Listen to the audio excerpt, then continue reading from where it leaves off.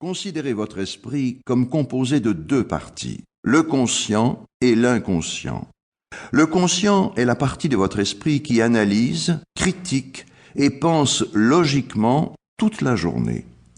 L'inconscient, c'est celle qui commande les fonctions de votre corps, comme le rythme cardiaque ou la respiration.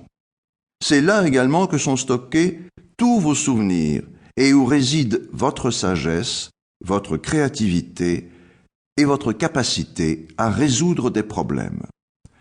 Lorsque vous dormez, votre conscient se repose, mais votre inconscient rêve et continue de vous aider à traiter les événements de la journée. C'est aussi dans l'inconscient qu'agissent la plupart des habitudes mentales. C'est peut-être une habileté à déprimer, à hésiter, à angoisser, ou encore à se sentir effrayé ou désespéré. Mais c'est peut-être aussi une habileté à se sentir vraiment bien, à se motiver, à se relaxer, ou encore à gagner en assurance et à se remplir d'espoir. L'état de transe permet d'entrer directement en contact avec la partie inconsciente de l'esprit du sujet. On peut ainsi l'aider à acquérir de nouvelles habitudes inconsciemment. Nous nous trouvons toujours dans une transe ou dans une autre. Une transe, c'est simplement un état dans lequel nous sommes absorbés par nos pensées. J'éprouve parfois de la difficulté à faire sortir les gens des transes dans lesquelles ils sont plongés. Ces états de conscience modifiés dans lesquels ils prennent des décisions stupides et nourrissent des pensées stupides. Mais la transe est un phénomène quotidien. Titre: les caractéristiques de vos pensées, sous-modalités. Nous possédons 5 sens qui nous servent à absorber l'information venant du monde extérieur. Ensuite, nous nous représentons le monde en recourant à 5 sens intériorisés. Lorsque nous pensons, nous pouvons le faire en images ou en film. Chaque fois que vous demandez votre chemin à quelqu'un ou que quelqu'un vous demande quelle direction prendre, vous faites appel à votre capacité à vous représenter mentalement l'itinéraire menant à l'endroit voulu. Quand nous pensons à quelque chose, l'image de cette chose se trouve en un endroit particulier. Elle est d'un format particulier et elle se trouve à une distance particulière de nous.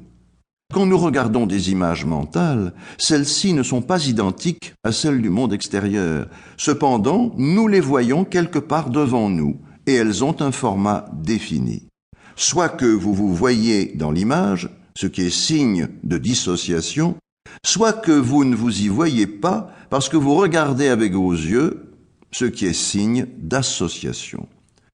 Lorsque vous écoutez une voix mentale, c'est soit la vôtre, soit celle de quelqu'un d'autre. Elle provient de votre droite ou de votre gauche. Elle sort de vous ou elle entre en vous.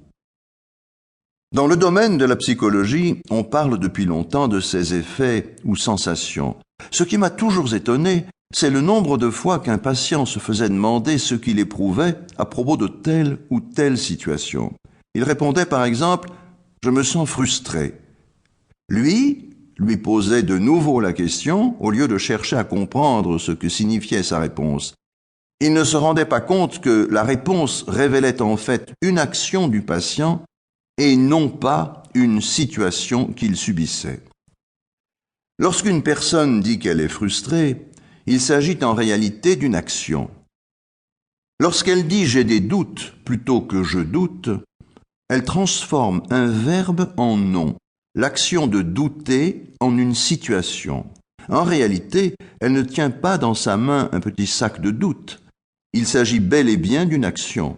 C'est lorsqu'on retransforme une situation en action qu'on peut en apprendre le plus sur ce qui est. La question qu'il faut poser au patient, qui dit se sentir frustré, c'est où commence cette sensation dans votre corps et vers où se dirige-t-elle? Les sensations ne sont jamais immobiles, elles se déplacent toujours dans une certaine direction.